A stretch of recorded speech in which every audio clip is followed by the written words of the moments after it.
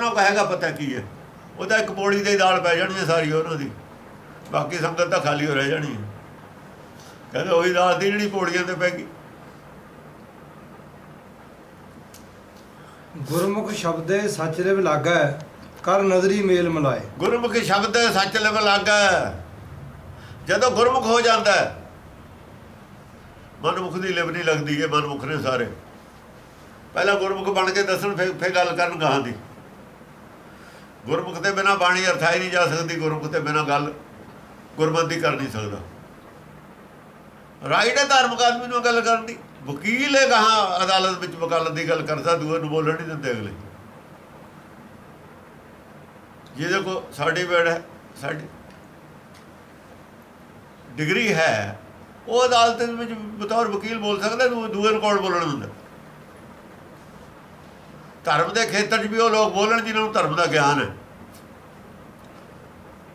ਦੂਜਿਆਂ ਨੂੰ ਕੀ ਰਾਈਟ ਹੈ ਬੋਲਣ ਦਾ, ਜਿਹਨਾਂ ਨੂੰ ਗਿਆਨ ਹੈ ਧਰਮ ਦਾ ਹੈ।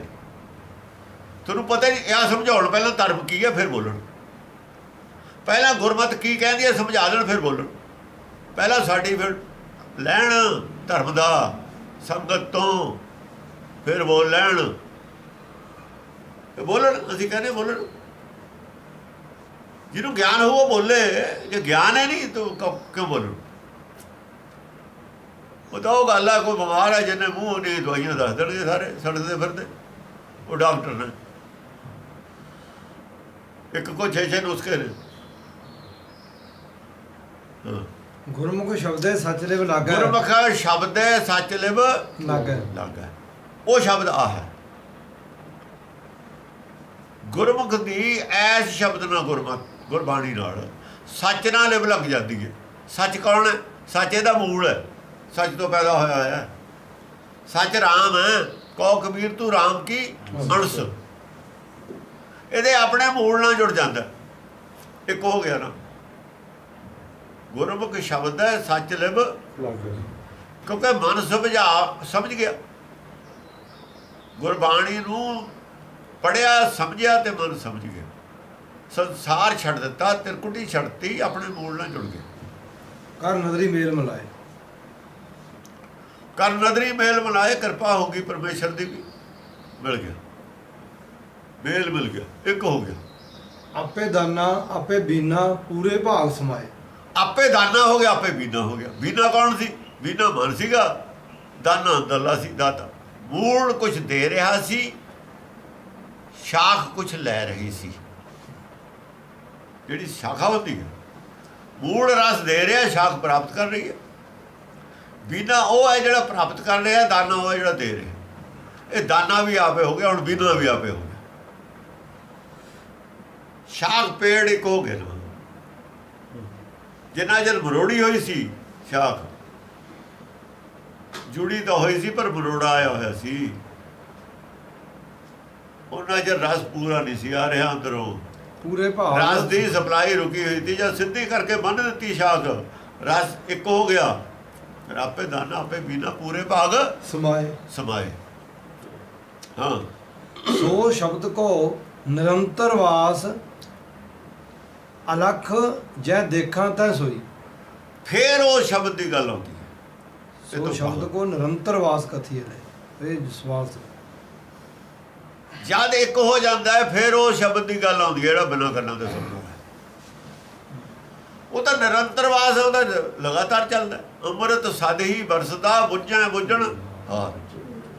ਉਹ ਸ਼ਬਦ ਹਰ ਵਕਤ ਚੱਲਦਾ ਰਹਿੰਦਾ, ਉਹ ਕਦੇ ਬੰਦ ਨਹੀਂ ਹੋਇਆ। ਅਨਾਦ ਨਾਦ ਦਾ ਮਤਲਬ ਇਹੀ ਹੈ, ਉਹ ਲਗਾਤਾਰ ਵੱਜਦਾ। ਤਾਂ ਹੁਕਮ ਤਾਂ ਲਗਾਤਾਰ ਚੱਲਦਾ ਤੇਰੇ ਅੰਦਰ, ਸਾਰੇ ਹੀ ਚੱਲਦਾ ਲਗਾਤਾਰ। ਤੇਰਾ ਧਿਆਨ ਹੋਰ ਕਿਤੇ ਹੈ,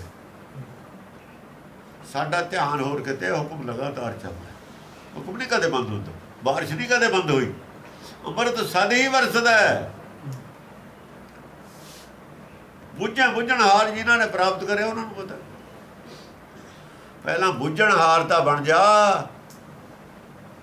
ਬੁੱਝਣ ਹਾਰ ਬਣੇਗਾ ਤਾਂ ਹੀ ਬੁੱਝੇਗਾ। ਗੱਲ ਬੁੱਝਣ ਵਾਲੀ ਹੈ। ਇਹਨਾਂ ਨੂੰ ਪਤਾ ਵਿਦਵਾਨਾਂ ਨੂੰ ਕੀ ਗੱਲ ਹੈ, ਕਿਹੜੀ ਅਵਸਥਾ ਦੀ ਗੱਲ ਹੈ।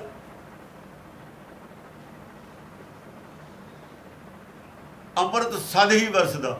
ਹੁਣ ਜਿਹੜਾ ਸਦ ਹੀ ਵਰਸਦਾ, ਇਹਨਾਂ ਦਾ ਅੰਮ੍ਰਿਤ ਕਿੱਥੇ ਹੈ? ਫਿਰ ਕਿਹੜੇ ਅੰਮ੍ਰਿਤ ਦੀ ਗੱਲ ਕਰਦੇ ਨੇ? ਪੌੜ ਦੀ ਗੱਲ ਕਰਦੇ ਨੇ, ਪੌੜ ਨੂੰ ਅੰਮ੍ਰਿਤ ਕਹਿੰਦੇ ਨੇ।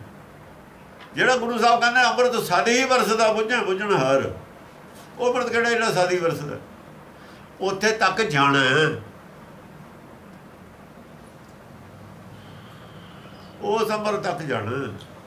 ਉਹ ਅੰਮ੍ਰਿਤ ਪੀਵੇ ਅਮਰ ਸੋ ਹੋਏ ਆ, ਉਹਨੂੰ ਪੀ ਕੇ ਅਮਰ ਹੁੰਦਾ। ਸੋ ਸ਼ਬਦ ਕੋ ਨਿਰੰਤਰ ਵਾਸ। ਉਹ ਫਿਰ ਪੱਗਾਂ ਨਹੀਂ ਲਾਉਂਦੇ ਇੱਕ ਦੂਏ ਦੀਆਂ,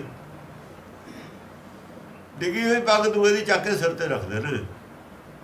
ਦੂਏ ਦੀ ਪੱਗ ਡਿੱਗੀ ਹੋਈ ਚੱਕ ਕੇ ਸਿਰ ਤੇ ਰੱਖਦੇ ਨੇ ਵੀ ਭਾਈ ਪੈਰਾਂ 'ਚ ਨਹੀਂ ਰੋਲੀ ਦੀ ਪੱਗ ਸਿਰ ਤੇ ਰੱਖ। ਉਹ ਲਾ ਕੇ ਨਹੀਂ ਥੱਲੇ ਸੁੱਟਦੇ, ਤਾਂ ਲਾ ਕੇ ਸੁੱਟਦੇ ਨੇ ਇੱਕ ਦੂਏ ਦੀਆਂ। ਉਹ ਤਾਂ ਡਿੱਗੀ ਹੋਈ ਚੱਕ ਕੇ ਉੱਤੇ ਰੱਖਦੇ ਨੇ। ਸਿੱਖਾਂ ਦੀ ਪੱਗ ਡਿੱਗੀ ਹੋਈ ਆ, ਪੈਰਾਂ 'ਚ ਰੁੜਦੀ। ਗੁਰਬਾਣੀ ਸਿਰ ਤੇ ਰੱਖਦੀ ਹੈ ਚੱਕ ਕੇ ਵੀ ਸਿਰ ਤੇ ਰੱਖ ਲਓ। ਇਹ ਰੋਣ ਵਾਲੀ ਚੀਜ਼ ਨਹੀਂ ਇੱਜ਼ਤ, ਇਹ ਸਿਰ ਤੇ ਰੱਖਣ ਵਾਲੀ ਚੀਜ਼ ਹੈ। ਕਾਹਦੇ ਪਿੱਛੇ? ਗੋਲਕ ਪਿੱਛੇ, ਚੌਧਰ ਪਿੱਛੇ।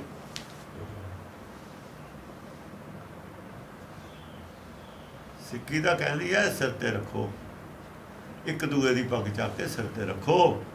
ਲਾਹੀ ਦੀ ਨਹੀਂ ਹੁੰਦੀ ਕਿਸੇ ਦੀ, ਸਿਰ ਤੇ ਰੱਖੀ ਦੀ ਹੈ ਚੱਕ ਕੇ। ਇਹੀ ਸਮਝਾ ਰਹੀ ਹੈ ਸਿੱਖੀ, ਹੋਰ ਕੀ ਕਰ ਰਹੀ ਹੈ? ਜਦੋਂ ਅਸੀਂ ਪੱਗਾਂ ਲਾਉਣ ਵਾਲੇ ਇੱਕ ਦੂਏ ਦੀਆਂ ਕਹਿੰਦੇ ਅਸੀਂ ਸਿੱਖਾਂ, ਫਿਰ ਗੁੱਸਾ ਆਉਂਦਾ ਇਸ ਗੱਲ ਤੇ। ਗੁਰੂ ਦੀ ਬਦਨਾਮੀ ਉਹ ਸਿੱਖ ਹੀ ਨਹੀਂ। ਫਿਰ ਕਹਿੰਦੇ ਵੀ ਤੁਸੀਂ ਸਿੱਖ ਨਹੀਂ, ਇਹ ਨਹੀਂ ਸਿੱਖ। ਗੁਰੂ ਪੱਗਾਂ ਲਾ ਨਹੀਂ ਰਿਹਾ, ਗੁਰੂ ਨੇ ਪੱਗਾਂ ਲਾਉਣ ਦੀ ਕਿਤੇ ਸਿੱਖਿਆ ਨਹੀਂ ਦਿੱਤੀ।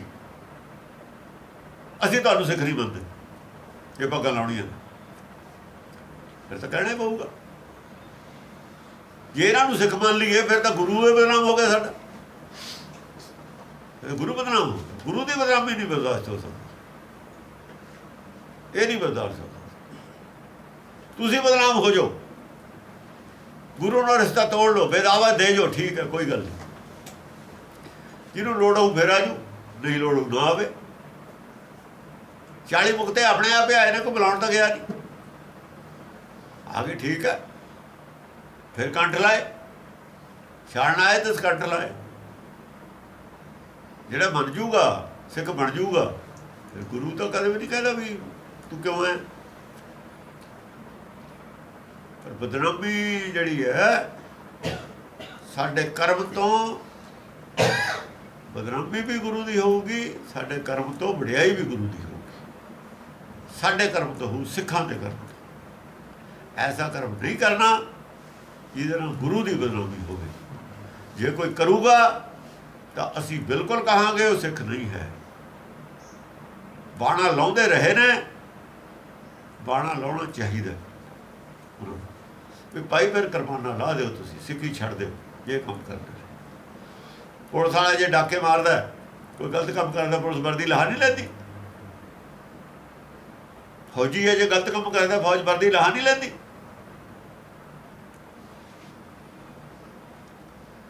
ਇਹ ਕਾਨੂੰਨ ਹੈ, ਜਾਤੀ ਤਾਂ ਹੈ ਨਹੀਂ ਹੈ। ਜੇ ਨਹੀਂ ਚੱਲਣਾ ਸਿੱਖੀ ਦੇ ਖਿਲਾਫ ਤੋਂ ਹੀ ਚੱਲਣਾ, ਫਿਰ ਵਰਦੀ ਲਾ ਦਿਓ, ਚੱਲੋ, ਕੋਈ ਗੱਲ ਨਹੀਂ, ਦੁਨੀਆ ਹੀ ਚੱਲਦੀ। ਇਹ ਕਰਕੇ ਦੇਖ ਲਓ, ਤੁਹਾਨੂੰ ਇਹ 'ਚ ਫਾਇਦਾ। ਕੋਈ ਲੜਾਈ ਦਾ